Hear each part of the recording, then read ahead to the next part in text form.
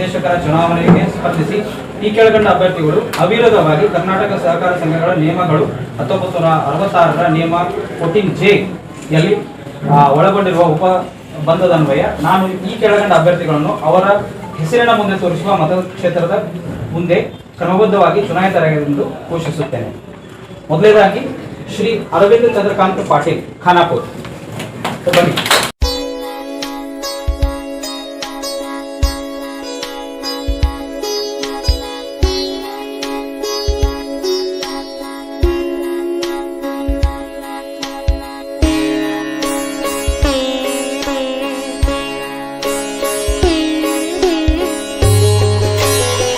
Clear ಮಾಡಿಬಿಡ್ತೇನೆ ರೀ.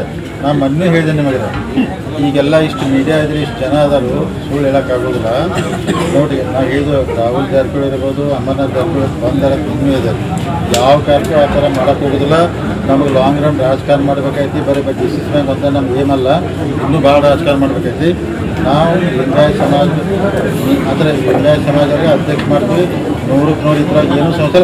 ನಮ್ಮ ವಿರೋಧಿಗಳು ಕೆಡ್ಸೋಕೆ ಎಲ್ಲ ಅಪಪ್ರಚಾರ ಮಾಡ್ತಾರೆ ರೀ, ಏನೂ ಮಾಡೋಕ್ಕಾಗೋದಿಲ್ಲ. ಈಗ ಉದಾಹರಣೆ ಹಾಲು ಮತ್ತು ಸಮಾಜದ ಸೀಟ್ ಒಂದಿತ್ತು, ಅದನ್ನು ಕಳೆದ್ರೆ ಯಾರ್ರಿ ಹಿಂದಿನ ಅಧ್ಯಕ್ಷರು ಕಳೆದ್ರೆ, ನಾವು ಕಳೆದಿಲ್ಲ.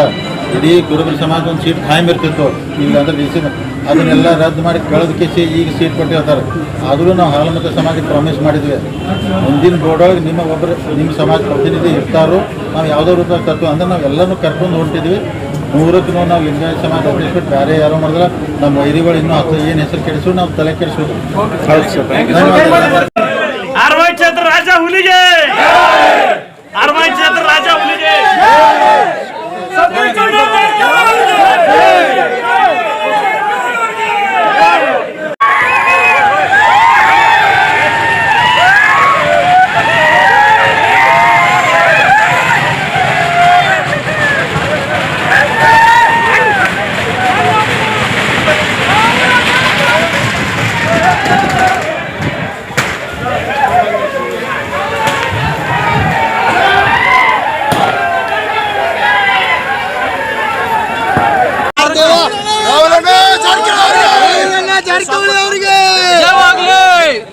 ಸತೀಶ್ ಅಣ್ಣ ಜಾರಕಿಹೊಳಿ ಅವರಿಗೆ,